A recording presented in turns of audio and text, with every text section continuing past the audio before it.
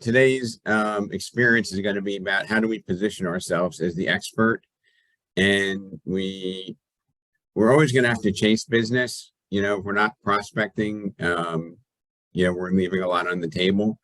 But I think there's an element of the business that is there to be had by highlighting our status and elevating ourselves to a position where people come seek us. It's almost like if you're needing to have some medical procedure done, you want to make sure that you find the best person to do that, right?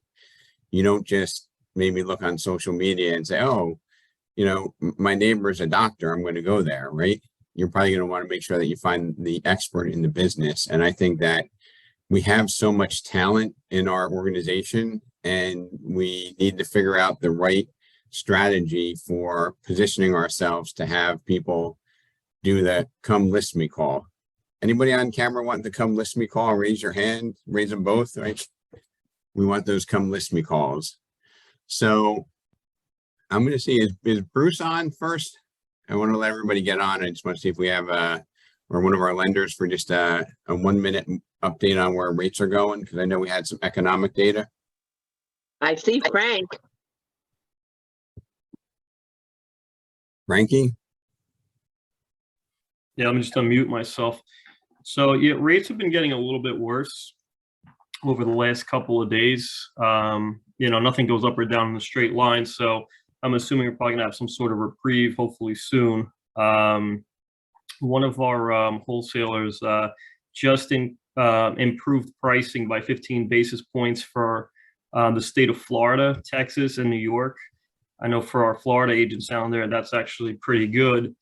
I had mentioned last week too, I'm able to add 40 basis points towards any loan to buy down rate and also offset appraisal costs. So Frank, I want to just, is there anybody on the call that doesn't know what a basis point is? Be honest. I don't. Okay. Thank you, Shantae. Frank, can you explain what a basis point is in a layperson's terms? So basis points percentage wise, so 15 basis points on $1 million loan amount would equal to $1,500. On 500,000 would be $750. So basically it's 0.15%. 100 basis points is 1%, right, Frank? Yeah. Yep. So they're investing in our ability to grow the business, which is what Frank is saying, and that's great. Why not New Jersey though, Frank? It was only select states. Right. I'm just giving you a hard time. If it was up to me, it'd be all 50 states. Maybe you and the leadership can extend a similar courtesy on our end to them.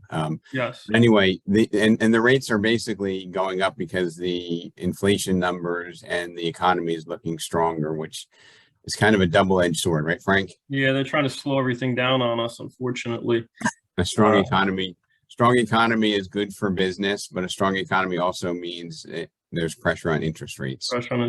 But keep in mind too, with the 3-2-1 buy down, I've been using that on some of my loans, and that could work short term if the thoughts are rates are going to come down over the next 2-3 years.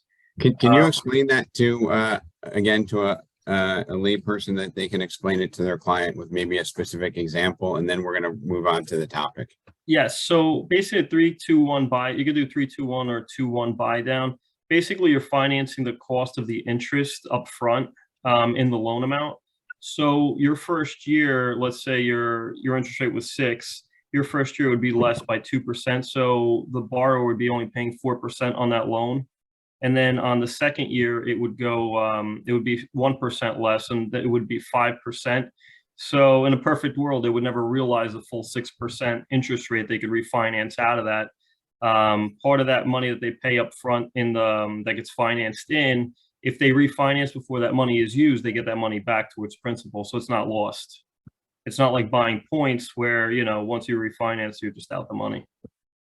And I want everybody to put in the chat window, if in one of the upcoming weeks on our peer-to-peer, if we want to have like an advanced education from our lenders on different strategies to make financing more comfortable to buyers. Because the 3-2-1 buy down or the 2-1 buy down is not an adjustable rate mortgage, right, Frank? No, it's not. It's fixed rate. So what happens after the 2 or the 3 years, however length that you go, After that, it just goes back to whatever the rate was supposed to be originally. But you're going to see a lot more cash flow, especially on a multifamily. You'll see a lot more cash flow up front the first and second year, which, you know, by the third year, if you do a 3-2-1 buy down, it'll be less, and it'll just go back to whatever the rate's supposed to be. So it's not, you know, variable. You don't have to worry about it going up. You know, if you qualify at 6, then it's not going to shoot up to 7 or 8 or whatever. You're just at 6. Fantastic. Well, I'm going to see if we have any opinions for or against that for one of our Monday sessions, Frank, for our great Yes, lender team. we do, Rob. There's a growing list of people saying yes. Okay, fantastic. So, Frank, you're gonna have to save some time, you, Bruce, Matt, and our other lenders, to give us some street cred on how to make financing a little bit more comfortable in this period. Okay. Sounds good. Thank you. But there's also specifically that someone is asking too about no doc income products during that conversation. We have no doc income products. You're just going to pay a lot more interest. Anything that's like non-QM is going to be much higher. All right, we'll hold that back, all that technical talk for tomorrow, or I mean for the next session. So this upcoming session is going to be, I believe it's 17 ways to get more listings. And if you don't have 17 ways to get more listings, then, you know, come listen to Carlos Turner and some other guests that are trying to clear their schedule to speak with us. So today's topic is the expert status. And has anybody ever had somebody in their sphere or somebody in their neighborhood list a property and not choose us? Maybe you don't want to admit it. Okay. Robert, you did too, huh? Yeah. It happens to the best of us. Now, I assume that doesn't make you feel too good, right? No, it doesn't at all. So, you know, and it sometimes might be inappropriate to keep calling people trying to figure out when they're going to sell. But if we were able to position ourselves appropriately as that expert where people are going to seek us instead of us chasing them, that's what this whole session's about. Okay. And I'm going to, let me just go to I'm going to do my notes here without reading them verbatim from a different screen.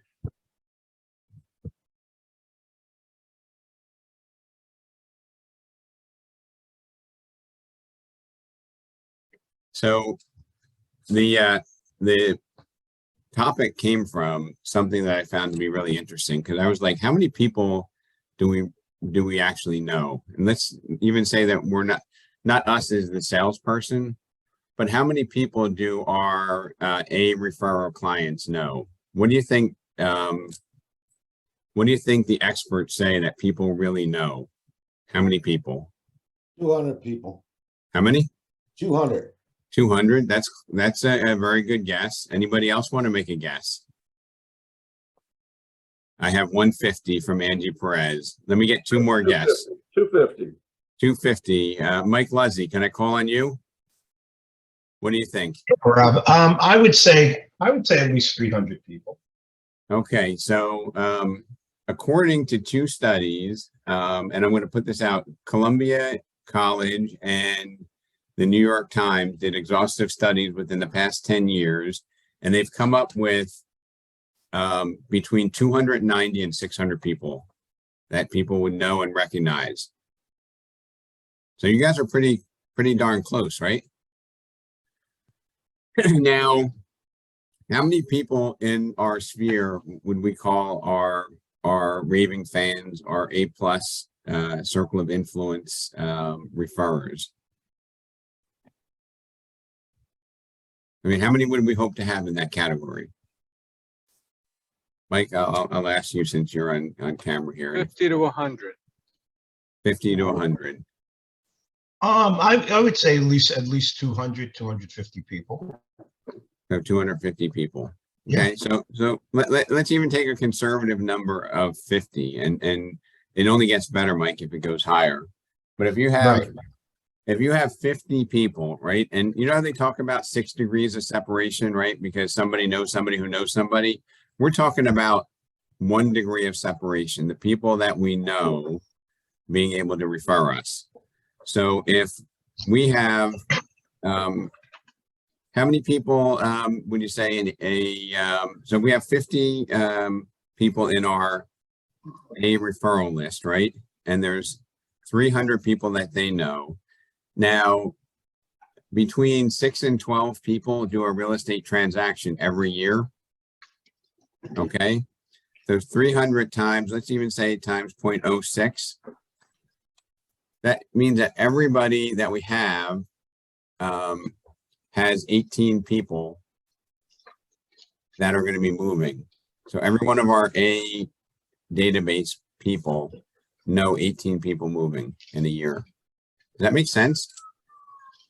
So 18 times 50 means that the total available market is 900. Does everybody understand that math? So if we have 50 A referrers, which we think is on the low end, and if our referrers know 300 people, which is on the low end, and we assume only 5% of those people are going to be making a real estate transaction in the next 12 months, that gives us not 50 referrers have 900 available transactions. Is anybody surprised by that? Anybody not follow the math? All right, so that's why we're here today. And I wanted to talk about, like, how can we elevate our expert status? And for those of you who are newer in the business, you know, you probably need to work, you know, a little bit harder, a little bit longer, a little bit smarter to develop more of that expert status. But for those of us on this call who've been in the business for 10 or more years, I think we have that expert status. Basically, it's not going to be questioned. And I'm going to give you an example. You know, I went for a variance to put a wraparound deck around my house.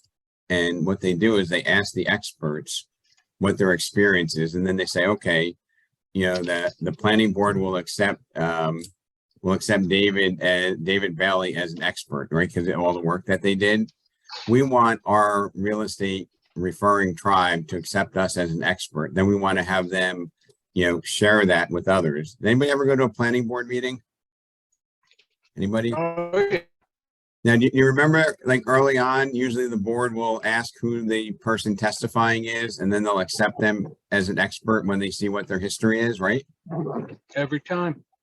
So if we were to look at it like that, and we were to say, look, we need to prove ourselves as an expert so that we can get the referrals, just like a very formal planning board would be doing. They want to make sure that they have somebody that's not giving them bad advice, for argument's sake.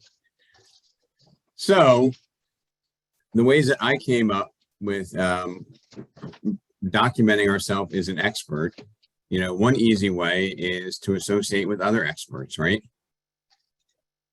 And how can we do that? I'm going to answer my own questions. So we can have a conversation. Networking with other people. Networking with other people. And we can even maybe do it. Go ahead, Colleen. Providing information from our lenders, our title company, about things people are interested in, how to take title, about trusts, interest rates, future of what's happening in the market. That all promotes us as the expert because we're tied to them and we're providing that information. Yep. And Colleen, when you and I started many years ago, we used to do things like seminars, right? Investor, like people who are investing, you know, your retirement money would do a retirement seminar. People were more accepting of doing an in-person home buyers or home seller seminar, right? Exactly. When you do that event, you might associate yourself with a proven, trusted professional in the industry, an attorney, an accountant, a home inspector, right? Always. Yeah. So by aligning ourselves with experts and driving value that's available to people, that will cause others by association to elevate our status. Another example of how do we elevate ourselves to the expert status is, how about case studies? Okay, I'm taking the topic from last week or a week before where we talked about reverse engineering a listing conversation, right? Where you show somebody, hey, here's how this person thought, felt, here's how they behaved, and here's the outcome.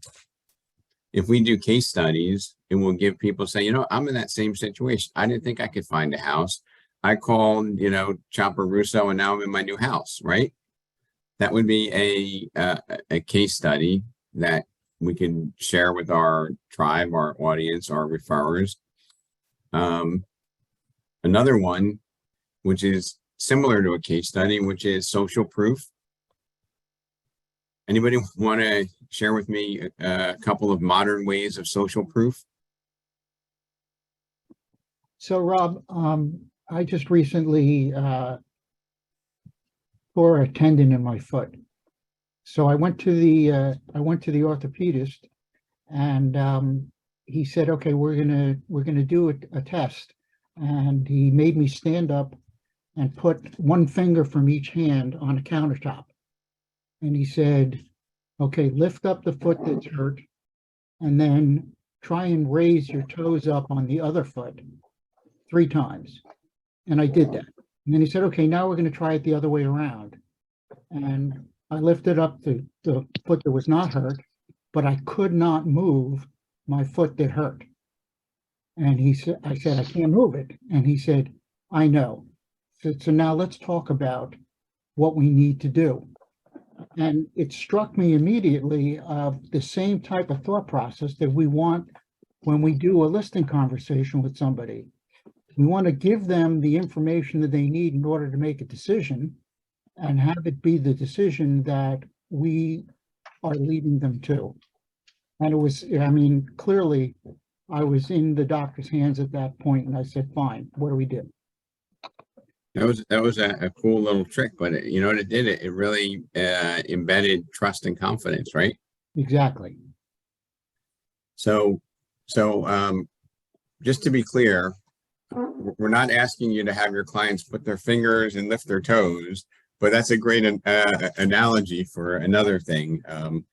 In terms of, you know, social proof, I think in the modern era, it's, you know, people putting reviews and posting things on Instagram, doing a Zillow review, however they're communicating their positive experience with us, right? That's another way of social proof, which is a little bit different than a case study, right? But I think both of them elevate us. I think does the market do more of reviews, or do they do more case studies, in our opinion? When you say more? Let's say more reviews. We like to get Exactly. testimonials from our clients. And then we add that to our email, and then we put it up on the different social media platforms. Yep. Video testimonials are very good. Right, but has anybody here done a case study, like have it in your listing conversation or your buyer presentation? Do we all think we can, maybe with minimal effort, create a case study? I think we could. I think that what you have to realize is that every transaction that we do can be added to that, either the case study or the review. And you have to establish yourself as the local expert. I mean, I know everybody can't be the local expert, but the transactions that we do, if you've been around for a little while, are all part of your local expert status. And, you know, you got to use what you have. So, you know, if you're not a heavy lister, but you sell a lot, that each one of those sales is a case study that can be added to your portfolio, if you will. And this is how we become the local expert, until you get to the point where they say something like, oh, call Bob, you know, he'll know somebody. At least Bob, that's what worked for me. Bob, let me ask you, like, if you're to look at like 100% of the time that we invest in the business, right? How much of the time would you say is on sourcing new business and, and earning the confidence and the trust of the client versus actually, searching for homes for clients, taking them out and showing them homes, things of that nature? If you were to break it down, and is there any other major component that you see that we have to do in our business? So I think that's kind of a loaded question depending on where you are in your career, but I try to include the ask, the establishment of my expertise. I'm the go-to guy in every transaction, throughout the transaction. So it's not like when you're meeting the buyer for the first time, or you're meeting a seller for the first time, where you're obviously establishing yourself as the right person to be with. But throughout the transaction or the search for a home, you are constantly adding to their confidence level by showing them at that point. There becomes a point when you can't just tell them, and you have to actually show them. And that's the crucial part. I mean, just like where you were saying with the doctor visit, there was a point where he knew he was in good hands and he was like all in. The same thing is with our clients and customers and so forth. There's going to come a part where they're all in, where they're not concerned. So Bob, if I was to just say, like, if you're new in the business and you have no properties to show, no listings to service, you should be spending 99% of your time on building marketing material and establishing relationships to get future business. When you're on the tail end of your career where you're established, that number obviously becomes a lot less on the sourcing and a lot more on the servicing. But like, if we were to take an average, I would say probably most agents should be spending 70% of their time on sourcing new business and 30% of their time on, the actual nuts and bolts of calling back, listing clients, opening lock boxes, I'd and agree things with of that nature. I agree with that. So, if we're spending, a lot of time on developing that business, we ought to have a better strategy of getting higher quality people through the front door. So what I'm suggesting is to elevate ourselves to the status we deserve, because you can't elevate yourself to a status you don't deserve. You need to also systemize the process, right? Anything that is successful, right, has a habit, routine, or system. Okay. So when I'm saying to systemize the process, first thing we need to do is learn the appropriate way to ask for a referral. Learn the appropriate way to ask for a referral. Does anybody feel that they do a great job and is maybe a little bit uncomfortable asking for a referral? And I've had some of the people I see on this call tell me that, well, if I did a great job, they're going to refer me anyway. Is anybody in that camp? I used to be. You used to be. Anybody want to? So Bob, you worked with a lot of newer agents in the business, correct? At your prior company. And, do you think that asking for a referral is something that needs to be a skill that needs to be developed, or it's just something that's simple? Hey, dude, give me a referral. It's the first thing that I roll out when an agent comes in and they don't know what to do or how to do it. We dive right into the sphere of influence, which nobody thinks they have one, by the way. But we all have one. And then everybody minimizes their sphere. But the first thing I do is I have them put together a letter, just introducing themselves, telling them what they're doing, putting in a couple of business cards and sending it out. And then immediately following that, I have them call each person up. Hey, did you get my letter? Which is a nice, easy way to bring them into a conversation. And part of the dialogue is, hey, if you know anybody thinking of buying or selling, I really could use your help. And then what about you at the end, or vice versa? So, And it works. and Bobby, that's a great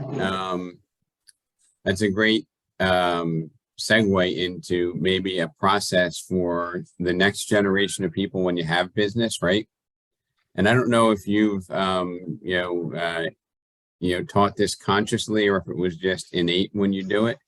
But if I was looking at if I was dissecting a transaction, I would have specific points where we would be asking for referrals without being a grovel process. Okay. And this is where you might want to write some things down, and you can customize it to what makes sense for you. So we need to learn how to ask for the referral, which is not a given. Okay. Asking for the referral is something that needs to be refined, and you need to be eloquent and professional in the way that you ask for these referrals. And sometimes, this is something you might want to write down. Sometimes you need to be a little bit direct. And difference between just asking for a referral and being direct would be something like if I said, Colleen, do you know anybody that can help? That would be a general question. But if I said, Colleen, I'm so excited that we finally got this offer accepted. We're up against 7 people. Can you give me 2 names of people I could help in the next 6 months? Absolutely. But do you see the difference? Right? Like if you ask it the first way, the euphoria might be, oh, Colleen, we're so happy. If we know of anybody, we're going to give you a call, right? And I believe that they believe that. Would you believe they believe that? Definitely. Now, if you say, Colleen, can you give me the names of 2 people that I might be able to help in the next 6 months? And then you waited, do you think they might be able to give you 2 names and they might think about it?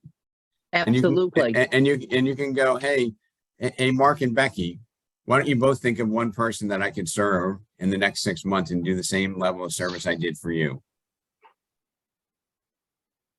Okay, that's worth writing down, folks. Now, the second thing is without consistency, this is going to collapse. Okay, this strategy is going to implode like a house of cards. Everybody understand the tangible results comes with the consistency of the process. So I'm breaking it down to what I call milestones, because these are easy things to remember when you're going to ask for the business. With consistency, you'll form habit, and you'll start doing it automatically, which is very important. So, and my milestones that I've selected, which could be different for you, are based on emotional points of a transaction, if you listen. So when somebody makes their first offer, okay, would be a great time. You might even want to go and ask for a referral when somebody gets their pre-approval, right? Because then it's kind of like a little bit more real. Definitely when that house offer gets accepted, or when you're working with the seller and they get their first offer, or they get the contract accepted, is that not an excellent time to say, hey, Colleen, do you know 2 people that you can refer me to that I can help out? And I know early on in my career, I felt awkward about that. Does anybody feel awkward asking for that and if you feel awkward asking about that and you want to get on camera, I might understand that you don't want to do it. But if anybody does and wants to get on camera, or even go back to early on in your career when you did feel awkward.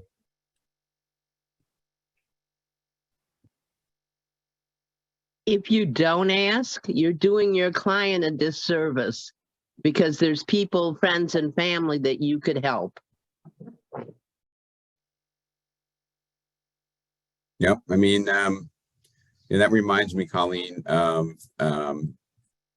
from Chet Holmes in The Ultimate Sales Machine, where he goes, if you are delivering world-class service, if you're the best of the best, he's like, you have a moral obligation to get that message to as many people as possible. it's not a financial incentive for yourself, but you have a moral obligation to help as many people as you can. Does anybody buy into that? Does that resonate? Right? I mean, it's a higher calling when you're like, you know, I can help people. It's like, I'm a medical doctor. I can save lives. I have to save lives. I'm a real estate professional. I can help people get through the process with less stress, have more favorable outcomes, do it in a shorter period of time, and appreciate the process.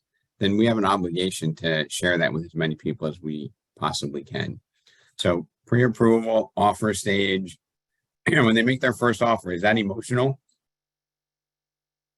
Definitely.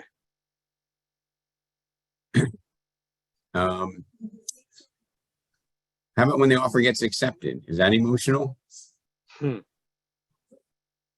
Hey, Rob, it's Maurice. I Hey, wasn't going to Maurice, say anything.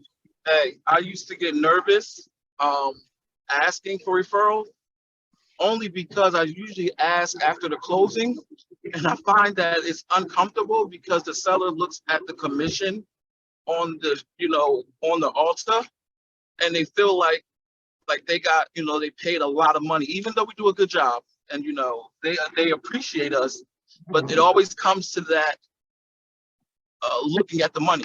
And when you look at it on a piece of paper, it is different than when you state it in the beginning. So it always made me uncomfortable. And I'm still uncomfortable with it. I still do it. But it's always made me uncomfortable because I've had multiple people, multiple sellers point out the money that, is on the altar, even though we don't get it all. Now, do you think that there are times where clients don't want to bother us, right? Or they feel like it's a silly question. They don't feel comfortable asking us. You think that happens? Maurice? Sorry, yes, of course. And what if in the beginning of the process you said, look, there's no dumb questions. If you ever have anything that you're uncomfortable with, whether it's something that I'm working with you directly on or another professional, feel free to send me a text or give me a call, and we could figure it out for you, because I've been doing this for 22 years, whatever you've been doing it for, right? Yeah. And that just builds upon the relationship and adds to the value. So we need to find a way to get over if they're happy with our service, they're going to refer us. I hate to say it, but unless we condition them, they won't. Okay. So you're saying you mentioned it multiple times before the deal closes. Right. And I would just say, hey, you know what, Maurice, when we work together, I want to make sure that if there's anything that I can be doing better, or any questions you have that are unanswered about the entirety of the process, feel free to give me a call. Is that something that's a overdue burden for you? No, right? And if there was something that was not uncomfortable for them, would you want them to say it after a close when you can't fix it? How would that make you feel? And then you say, well, why didn't you tell me this? Correct. And then right. Yeah. So what about follow-up? So we're gonna get to that. So don't you're jumping the gun here. Sorry. But asking for them well in advance of the closing, Maurice, is in my opinion critical in being able to serve people at a higher level. So when they make their first offer, it's emotional. They have anxiety. Will it get accepted? When the offer gets accepted, that's exciting, isn't it? Right? Is that another emotional trigger point where you can maybe ask them for, hey, do you know somebody else that I can help experience this awesome feel of buying their new home? Completion of the home inspection, right? Hey, no home is, we weren't buying a brand new home. This home checked out pretty good. The one thing that we needed to get addressed, we're having addressed. Congratulations. It's now officially official. Hey, who do you know that I can help? Right? Hey, you know what? The appraisal came in 5,000 more than what you paid for it. That's really exciting. Or it came in at price, or even if it came in under price, that's an emotional moment where you have a conversation and then you reiterate, hey, who do you know that I could be of service to? The final walkthrough, maybe the closing. Okay. These are all things that I would bet you that some of us do, right? You know what I noticed, Rob? I'm just going to throw this out there. and it probably for some of the new folks, but I would bet even a lot of the veterans, sometimes we don't put enough value on what we do for a living. You know, every single client that I've ever worked with has a problem. And I learned a while ago that my job was to find out what that problem was and help them solve it. I'm working with a physician right now, and I mean, you may or may not feel this way, but most physicians are pretty well educated, and you would put them on a level of high knowledge and things of that nature. Well, guess what? This physician doesn't know diddly about anything except what he does for a living. He's lost in the weeds with how to buy a house. And as soon as I realized that, I was able to help him, and we're under contract now. But the point I'm really trying to make is we have an extreme amount of value that we bring to every transaction. And I think, and I'm only speaking from my own experience, I'm not talking about anybody but myself.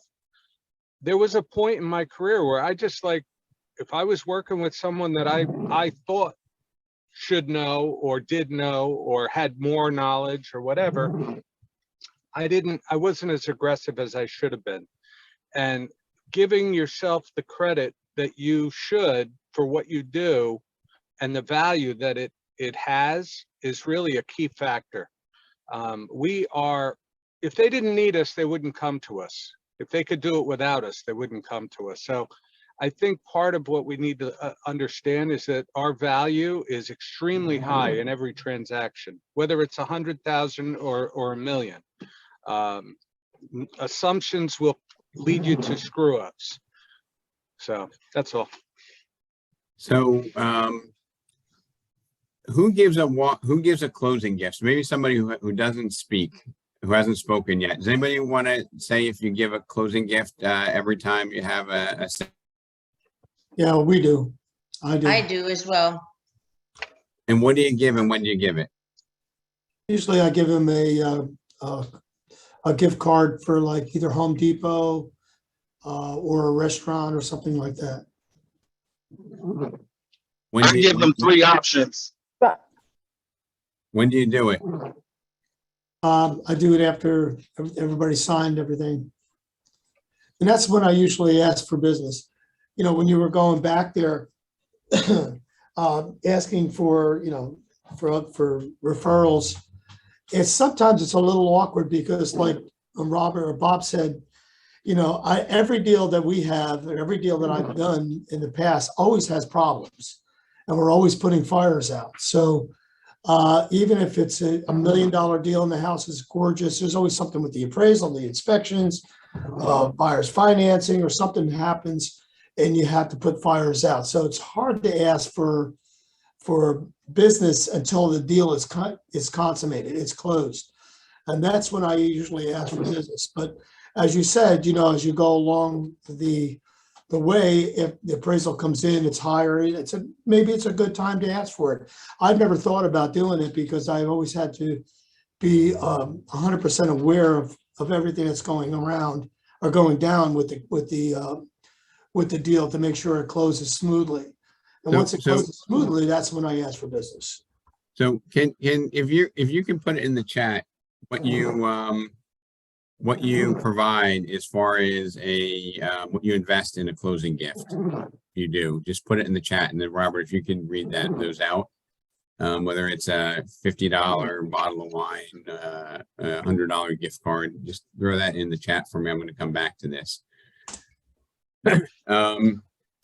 So we have the closing is a very emotional time, right? After the closing, who goes to visit the client on a particular cadence after a settlement? Well, especially now you have to do it because now we have closings. They're separate. You know, the buyer goes to the one title company and the seller goes to another closing company. So you're really not together, which is good. So there's not that much waste of time. So after closing, it's good that you stop by, say, especially me, that I am on the seller side.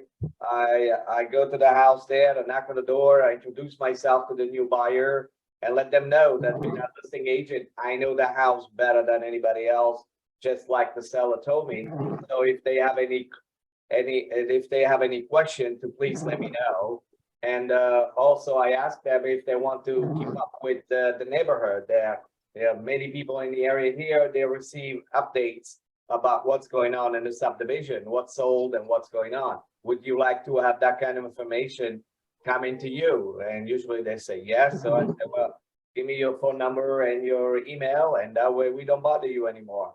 You know, we'll just send it to you. So we do that. And then every quarter, every 3 months, I give them a call to all the clients that I give them a call, and I ask always for certainly referral. You know, it depends what time of the year it is. If it's around Thanksgiving or Christmas, and now the first quarter, I've been calling people and let them know that where the market is, and I ask them, you know, who do you know that is thinking about buying or selling real estate in the next month or 2 or 3 or 7 days, whatever you want to say. Circle prospecting. Yeah, and then they say, no, I don't know anybody.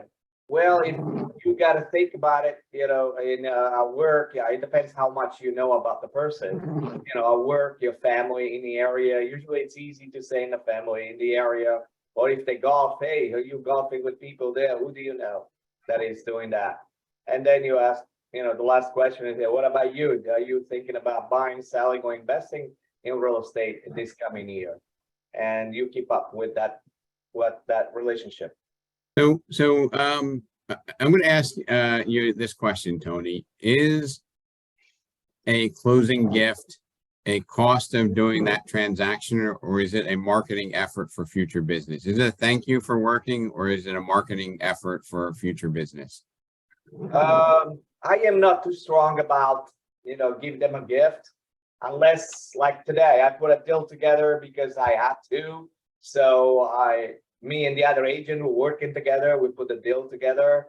I am not so strong about, you know, giving him, the doctor doesn't give me a gift when he does an operation on me, or the attorney when he goes to the court and he wins a case for me, he doesn't give me a gift. You know, it's a the doctor gives, I mean, the attorney gives you a bill. But anyway, Hey, Tony, I want to move on.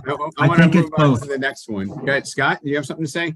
Yeah, I was gonna say, I think it's both. I think it's a thank you and it's marketing. Our gifts, we try and make them things that they might use daily or weekly, just as a reminder of who we are and what we do.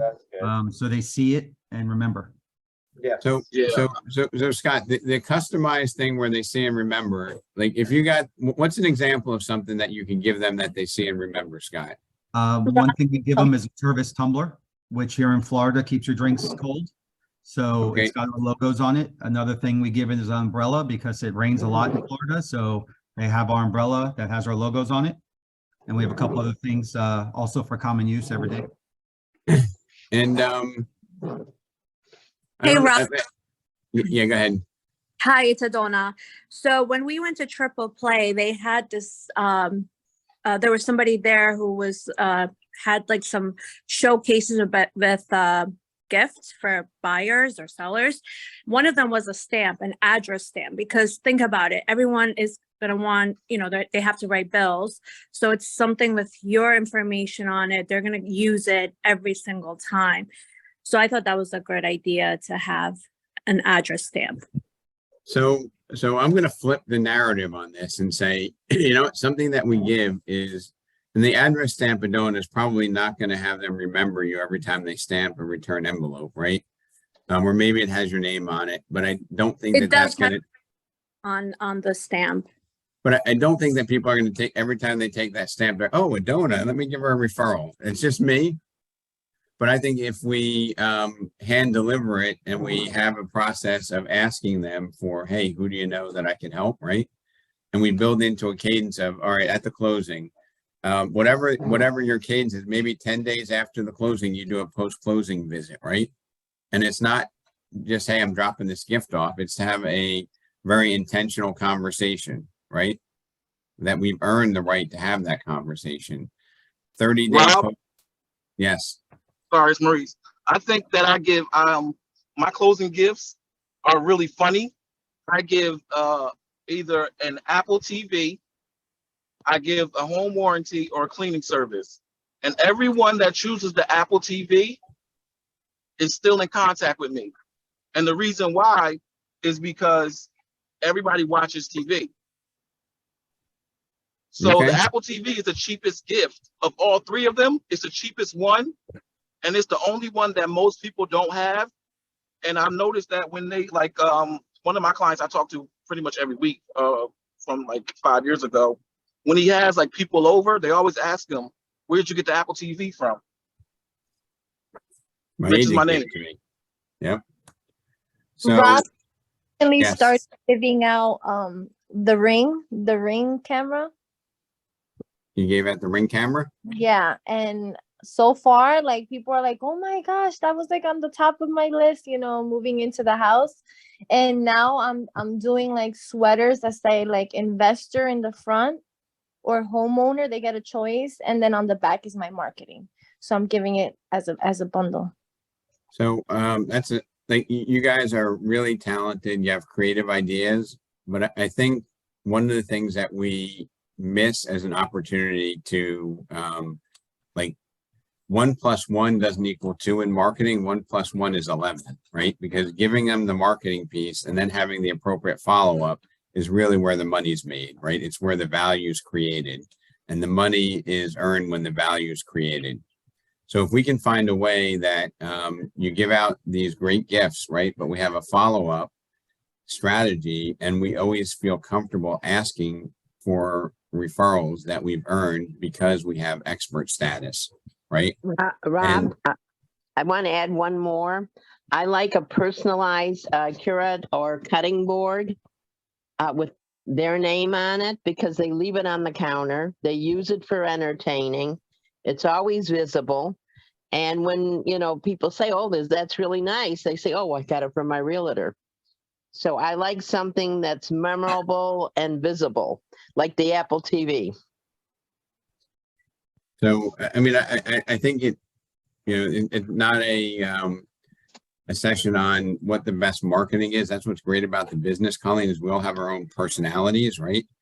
But the concept today is to figure out how to reinforce the great job we did, and then how to earn the business by asking people who know and have experienced what we've done, right? I mean, is that a fair deal? If you do a great job, like, maybe even have that in the beginning of a relationship. Hey, if I do an awesome job, I just want to earn the right to ask you to give me the name of a couple people that I can also serve. Rob, No, can I absolutely. jump in? It's similar to what Colleen does.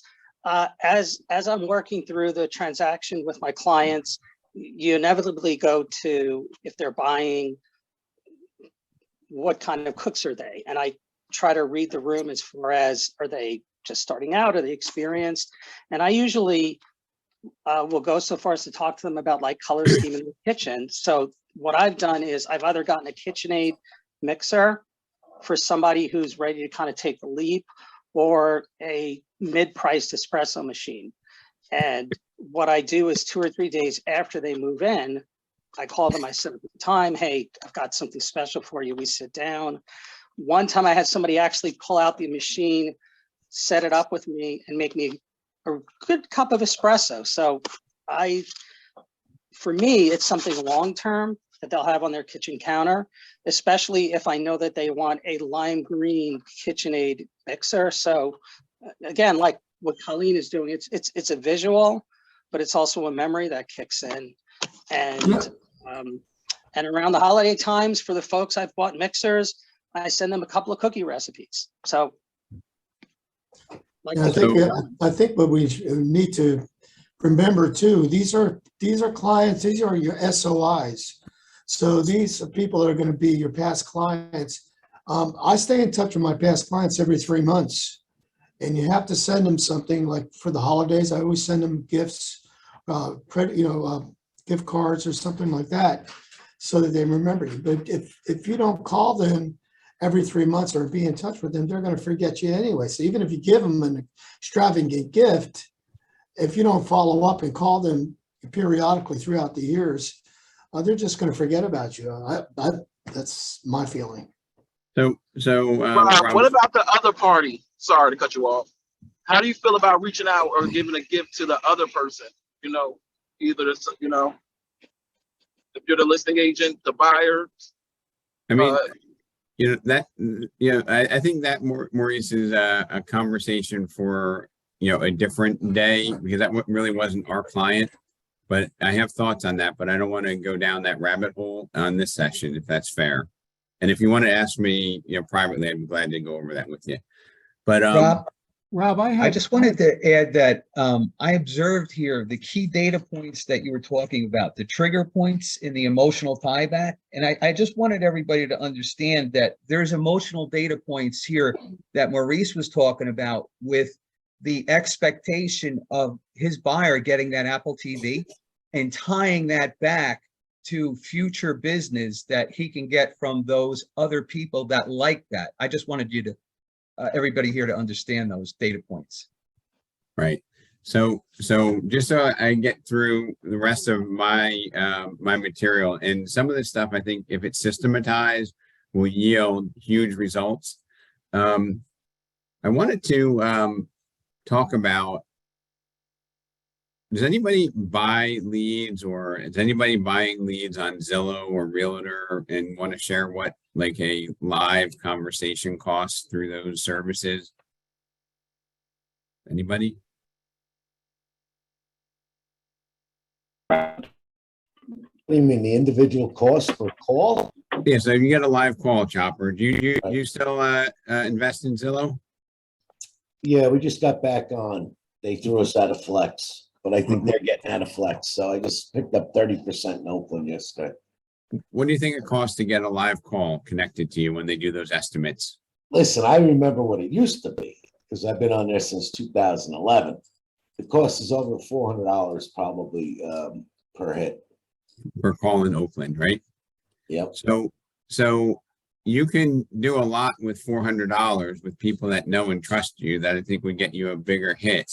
I mean, it's not as easy. It's not as easy as putting your credit card on Zillow, but I think you get a bigger bump from doing that. Okay. And Zillow, I think the best of the best convert between 5 and 10%. Would you agree with that, Chopper? 5%, 10's a little high. I think okay, so 5. So the best convert at 5%, right? So that means we need to take that 400 and multiply it by 20 for a conversion, which means it costs $8,000 for a conversion. And what is the average commission in your farm area where you're investing? About 10,000. So you're making $2,000 on that. It's criminal, and you have to have and 5% is good, right? Oh, that's outstanding. Okay, 5% convert. Yeah. So the national average is like 1.2, 1.5%. Okay, so what I'm driving at here, folks, is that, you know, that's an easy way to say, hey, I'm investing on making the phone ring. But those people, they don't know and trust you. You're just a phone. You're just a live transfer from Alex at Zillow over to you, right? Yep. So what I'm suggesting is that we invest in the people that are kind of like that 1 degree of separation, and that these people are the 1st degree of separation from our raving fans that we are treating like gold. Okay. And we're being intentional about the way we ask for the referrals. Okay. And 10 days after closing, you know, I would go over there and bring something over there, whatever your personality is, whatever your comfort zone. Maybe it's a local bakery. Maybe it's a bottle of wine from, you know, the local winery. Maybe it's a 6-pack from the local brewery that's in town. The beer may be horrible, but hey, it's from the pub in town, right? A 30-day post-closing call, right? And I'm not saying that this is the magic sauce, but I'm saying that we need to have a system. So a 30-day call after you're in there, say, hey, now that you're all moved in, there's anything I can do to help you out? Do you have any questions about living in Oakland that I could help you with, right? A 60-day handwritten letter, right? Who does a handwritten letter? Does anybody on this call send a handwritten letter to everybody that they work with? We're all too busy, but when you get a handwritten letter, does that mean something to you nowadays? Yes. You think it's like a wedding invitation or something, right? It's really special. So, yeah, we're all so busy, but get over it. Maybe write a handwritten letter yourself is going to be something that provides some value. And how about like a 90-day post-closing visit? And then, I see Angie. I think, Angie, do you do the house anniversaries, or was it somebody else had mentioned that? I think Anna does that. I don't do that. Okay, Anna does it. So a house anniversary, that's pretty cool, right? Hey, you've been here a year. I just want to stop by, see how things were. And you're not going there to see if they want to list the house, but you're going there to see if they know anyone else that we can help, right? And at the core, we're people, right? Most of us are in this business because we like the people we serve and we work with. Angie, do you make friends with your clients?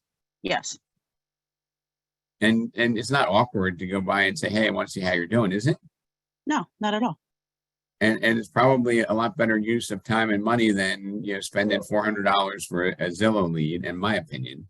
I'm not saying that you don't, have a pattern of doing different things, but I think this would be a higher priority. I couldn't agree with you more, Rob. There was a study done, and one of the largest complaints of customers was that their agent disappeared from them after the closing. They really never heard from them again. You build that relationship with them as their trusted friend, even more than a realtor. And then after the closing, they don't hear from you again. So they wouldn't refer anyone to you. But if you stay in touch, that's your best source of business. But if you were on the session we did about farming and picking an area, and we talked about the total available market, how many houses in the farm, what the turnover rate is, we figured out, hey, there's 82 sales in this 1,000 homes, and there's 2 sides to the sale. What's our percentage going to be, right? Yeah. I mean, we're talking about 150, 200 possibilities, right? And what's our percentage going to be on that? But if we have 50 people that are pure gold, are raving fans, there are promoters, right? And our promoters on average know 300 people. If we're not keeping in touch with them, even though they're not moving, they know 300 people, right? Sometimes we think, oh my goodness, Becky and Tom, they love where they're at. They're never going to move. I'm not going to call them, right? What a lost opportunity that is to be the local expert, right? And to get some yield from that farm that doesn't really cost you anything. That's why, go ahead. Rob, I just want to share 2 things, if you don't mind. When you talked about awkward conversations, sometimes for me, the awkward conversation is when the client calls me 2 months later after the house is closed, and they're like, oh, we found asbestos tiles underneath that carpet. And what I realized as an agent is that the reason I felt awkward is because I felt like my job was to protect them from unknowns, but there's not everything that I can protect them, right? This is something that's an unknown. Yeah, it's unfortunate. So then I learned that my job was just to receive the information. It wasn't to kind of resolve the problem. It's like to hold empathy for them. Oh, that sucks, So I had to learn how to do that as an agent. Like that was an awkward moment for me when sometimes the call would come back and be like, oh, the house wasn't as great as we thought it was. And I'm like, oh, so that's awkward for me. The other thing is that when I buy my Zillow leads, they're more immediate in the market areas that I'm currently working. So like when I do work my referrals in my sphere, sometimes they give me referrals that are outside of my market area, and I can't always capitalize the same way as my Zillow lead. But my Zillow lead, they're aggressive. They don't want to work with me in the beginning. They're constantly telling me no, no, no. So like with those type of buyers or sellers, I accept that there's a level of rejection that I have to tolerate. And it's not me personally. It's just that they have other people in their sphere and in their network that they could theoretically work with. So like I closed one who told me that he was currently working with an agent, and it took about 3 or 4 times of me reaching out to him just for him to kind of like take me seriously. And then finally he did.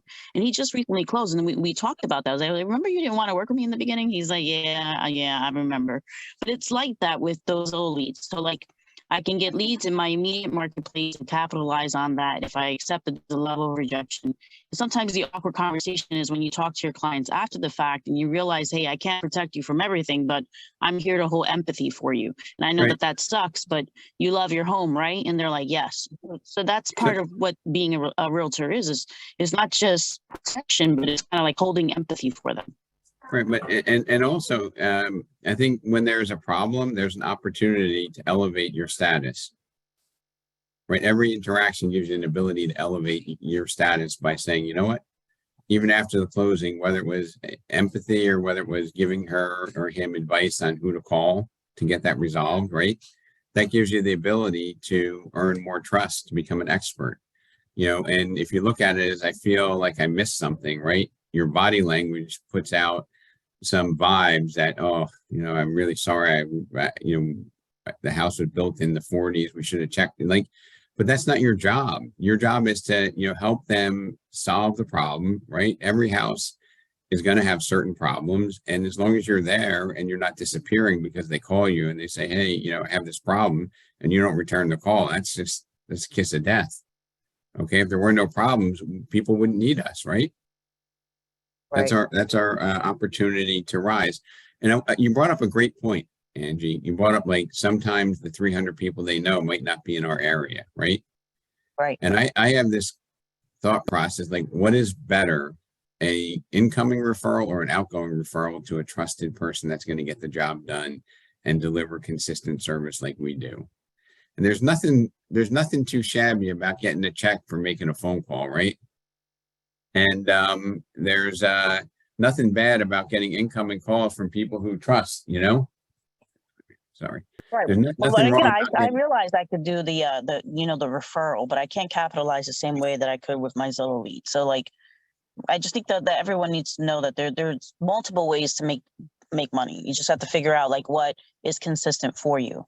And right. I don't know who said it, but someone who said, you know, consistency leads to habit. Like, if you're consistent with one thing and it is working, you continue to build on that. You know, it does lead to a habit. Like, my habit is I'm a little bit more aggressive with my Zillow leads because of it. I know I So- have to be. So Angie, there's like this full spectrum of things that we do to generate business and build relationships, right? Right. But what I'm suggesting on this particular call here is having the mindset and the ability to earn the right to ask for referrals.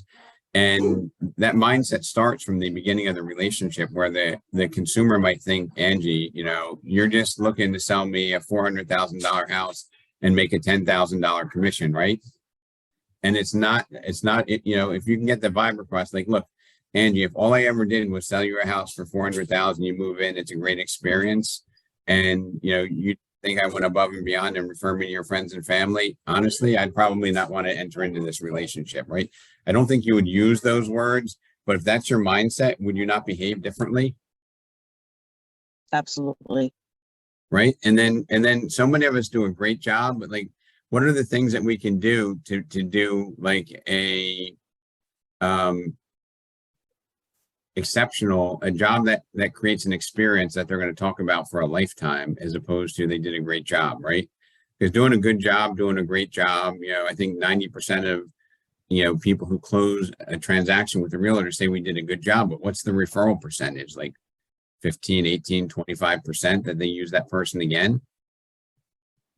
You know, so if you're doing 30 deals, you know, you're getting, you know, 4.9 stars. You know, if you did 24 deals and you got, like, raving fans who are going to give you their tribe, the 300 people they know that are doing business, they're going out of their way to reach out to you because you're the expert, you got the job done. They were, like, blown away by the commitment you did, right? That's what I'm talking about as far as, you know, elevating ourselves to the expert status. There are other things that we could do, you know, like old school, you know, seminars, webinars, where we can highlight, you know, our skills and experience to elevate ourselves to expert status. But I think you know, systemizing the referral process highlights the experts that we are here. And, you know, being part of RE/MAX, you know, most of us on this call, you know, have, you know, 3+, some of us 30, 40, 50 years experience. And, you know, we have a lot to offer. We ought not be reserved about the way that we share our ability to contribute with the potential clients. Does that make sense? Rob, I just want to very quickly just mention something that I've been doing for years that really works great is I try to friend my clients on social media so that I can keep track of what's going on in their families and maybe the updates that they're doing to their house and things like that. And then I can reach out to them and say, hey, I saw this beautiful new stone wall that you put up in the backyard. What happened there? And they, you know, they just are overjoyed to tell me the story about how he built it himself, and they really appreciate my noticing it. Or as I watch their children start to grow up and I can comment on that, they consider me part of the family, and it didn't cost me a nickel. And I mean, being a trusted expert is not just about knowing real estate, it's knowing how to deal with people. It's probably more about knowing how to deal with people than knowing the nuts and bolts about real estate. And, you know, I appreciate you sharing that comment.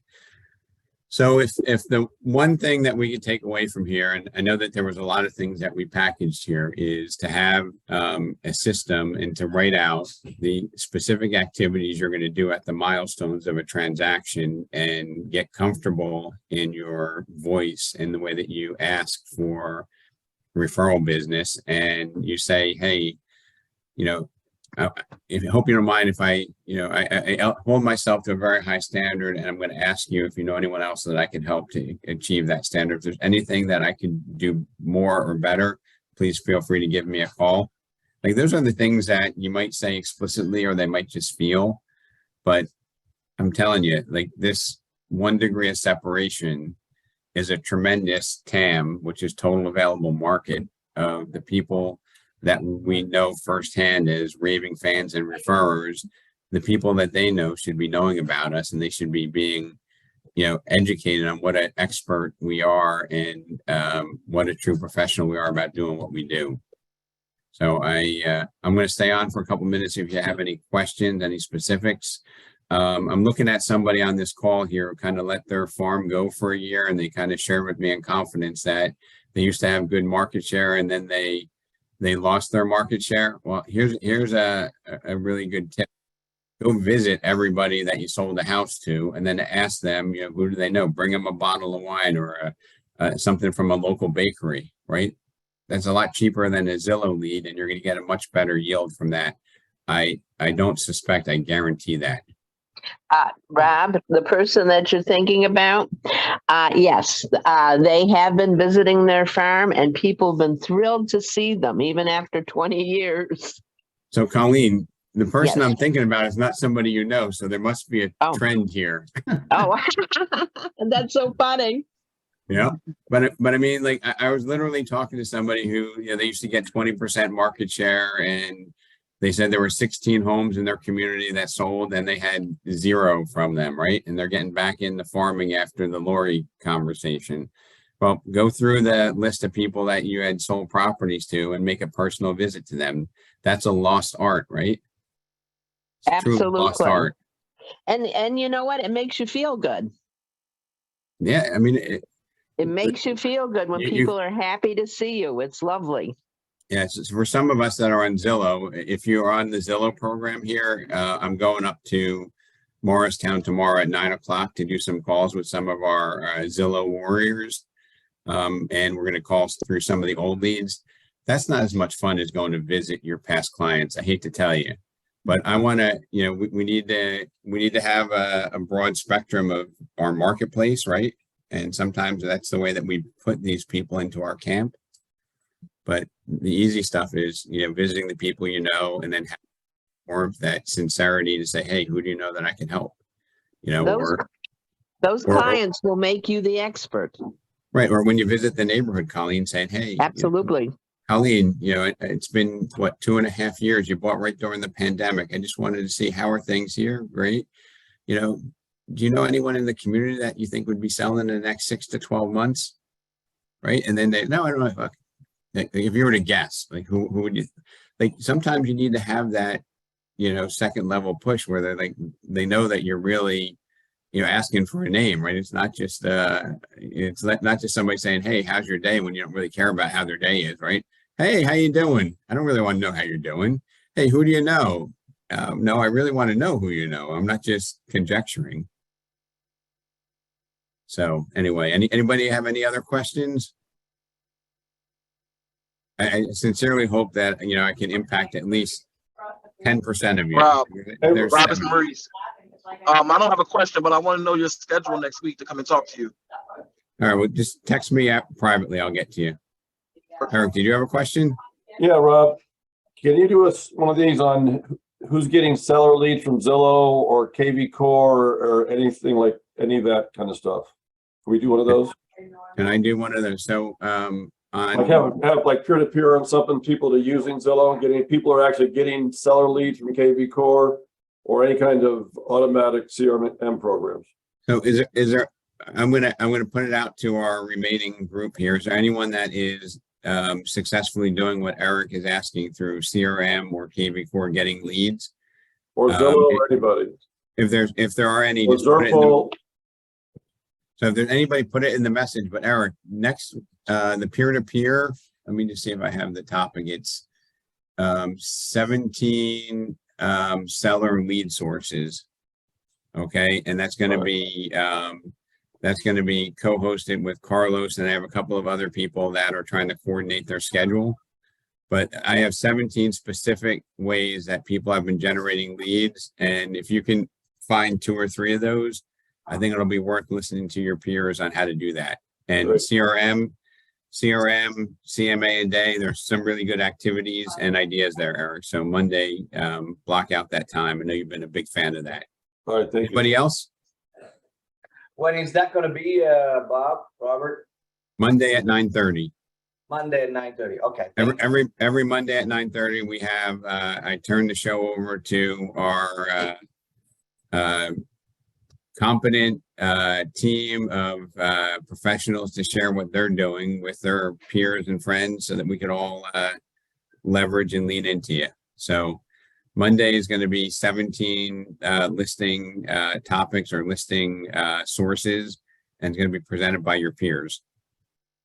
All right. Everybody have a great weekend. I hope I impacted at least some of you, and knowledge without action is nothing. Have a great weekend.